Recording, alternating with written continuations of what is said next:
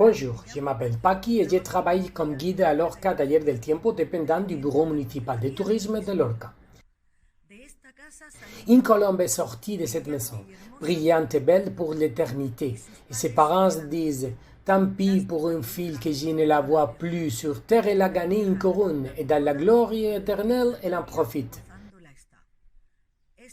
C'est l'une des chansons des âmes qui ont été chantées quand une personne est morte. Aujourd'hui, nous allons parler des traditions de Lorca liées aux défunts.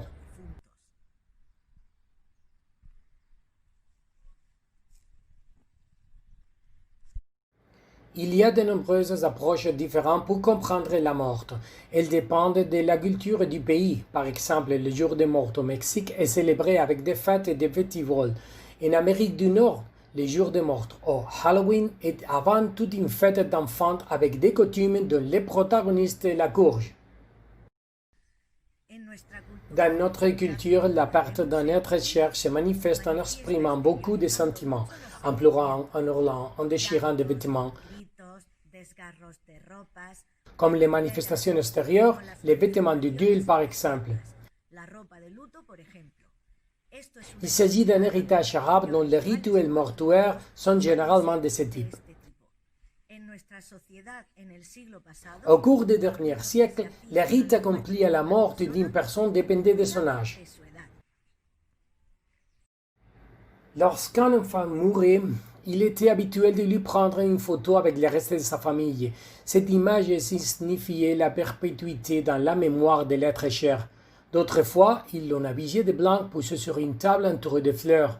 À l'entrée de la maison, il y avait une table avec des liqueurs et des bonbons pour les personnes qui assistaient à la vieille, tandis que des danses appelées bailes de infantes étaient exécutées, montrant la joie et un symbole de l'absence de méchanceté et de péché chez les enfants. Son âme était parti au paradis. Lorsque le défunt était un jeune homme, des amis organisaient ce qu'on appelait une palma, une feuille de palmier avec des rubans attachés qui passaient à travers les maisons en échange de dons pour payer l'enterrement. Si le défunt était une personne âgée, son linceul était avec ses plus vêtements. Et si la personne n'avait pas de ressources, ce sont les auroros qui changeaient dans les maisons pour collecter des fonds pour l'enterrement et les messes. Le deuil était la manifestation extérieure après la mort. Il y avait une hiérarchie selon les degrés des parents du défunt. Par exemple, pour un mari, le deuil est maintenu pendant 5 ans. Pour les parents et les enfants, 3 ans.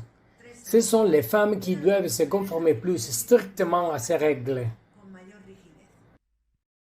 Le deuil le plus rigoureux des premières années consistait d'un manteau noir et un voile comme le reste des vêtements du corps et des collants très denses.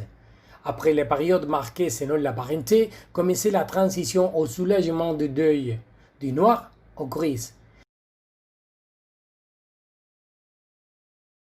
Si la famille avait plusieurs années avec quelqu'un mort de suite, il y avait des gens qui portaient des noirs toute leur vie. Pendant les 9 jours qui ont suivi le décès, famille et amis se réunissaient chez eux pour prier un mystère d'Iroseur ou une station. Il y avait aussi les soi-disant messes grégoriennes qui étaient célébrées pendant un mois après la mort. Les coutumes de la maison étaient également modifiées. Les portes et fenêtres fermées hermétiquement et pas la moindre trace de bruit à l'intérieur de la maison. Là, 12 ans, les soi-disant obligations ont été remplies, c'est-à-dire que toute la famille s'est levée très tôt, s'est changée et ont fait le lit, puisque les âmes sont descendues ces jours-là pour se reposer, et des bougies et des images des gens auxquels les défunts étaient infidèles ont été placées sur les meubles de la pièce. Après la visite obligatoire du cimetière avec des chrysanthèmes et au moins 2 messes, ils finissent leur journée.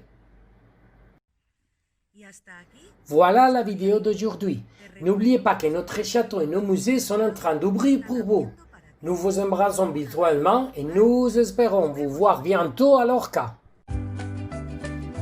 Si vous avez aimé cette vidéo, vous pouvez faire 3 choses. 1. Abonnez-vous à notre chaîne YouTube Lorca Taller del Tiempo. 2. Partagez-les sur les réseaux sociaux avec votre famille et vos amis. 3. Inscrivez-vous à notre newsletter sur le site lorcadayerdeltiempo.com et découvrez toutes les activités que nous avons préparées pour vous.